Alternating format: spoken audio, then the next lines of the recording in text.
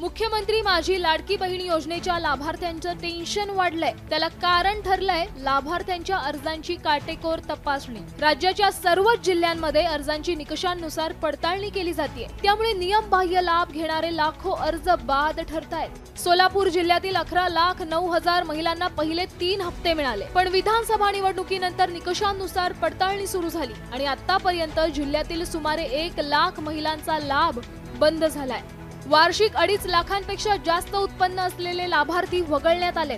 तसंच जिल्ह्यात 15,566 महिलांकडे 4 चाकी वाहनं असल्याची यादी प्राप्त झाली आहे, त्यांचाही अर्ज बाद झालाय। त्याशिवाय संजय गांधी निराधार योजनेसह अन्य दुसऱ्या शासकीय योजनेच्या लाभार्थी महिलांचा यात समावेश आहे। याशिवाय शेतकरी सन्मान निधीतील महिला लाभार्थींचा लाभ 1,000ने कमी करण्यात आलाय। या योजनेचा 11वा हप्ता मे अखेर वितरित होणार आहे। कोटी 70 लाखांचा निधी महिला व बालविकास खात्याकडे वळवलाय। हा निधी लाडक्या बहिणींना मे महिन्याच्या अनुदानासाठी दिला जाणार असल्याची माहिती मिळते।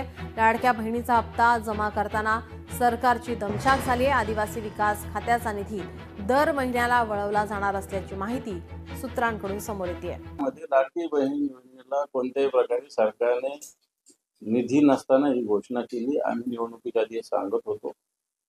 आता सरकार दर महिन्यामध्ये कोणतेही नियोजन पूर्णपणे वर्षभराचं सरकारचं लाडकी बहीण योजनेचं नाही।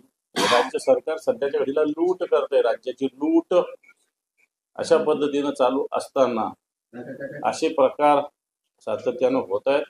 आता सामाजिक न्याय विभागाचा निधी हडपला, आता आदिवासी विभागाचा निधी हडपला आणि मला असं वाटतं हा अन्याय आदिवासी बांधवांवर। लाडक्या बहिणीचे जे योजनेचं बजेट हेड वेगळं आहे, आदिवासी समाजाच्या योजनाचं बजेट हेड वेगळं आहे, सामाजिक न्यायाचं वेगळं आहे। इकडनं तिकडं करता येत नाही आणि त्यामुळं लाडक्या बहिणीच्या वेगळंच बजेट आहे सरकारमध्ये।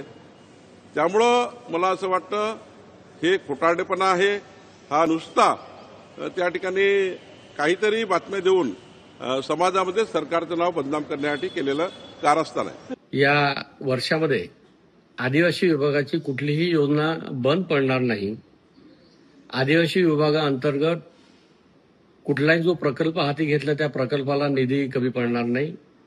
त्यामुळे आदिवासी विभागाचा निधी इतरत्र गेला किंवा काय जे याच्यावर जे चिंतन सुरू आहे त्याच्यापेक्षाही आदिवासी विभागाला कुठल्या प्रकारचा निधी कमी पडणार नाही आणि महायुती सरकार 100% आदिवासी समाज आणि आदिवासी विभागाच्या भक्कमपणे पाठीशी असल्यामुळे जर निधी कमी पडण्याची शंका कुशंका जे येत आहे, केंद्र सरकार आणि राज्य सरकार आदिवासी विभागाच्या पूर्ण पाठीशी असल्यामुळे कुठलीही योजना बंद पडणार नाही।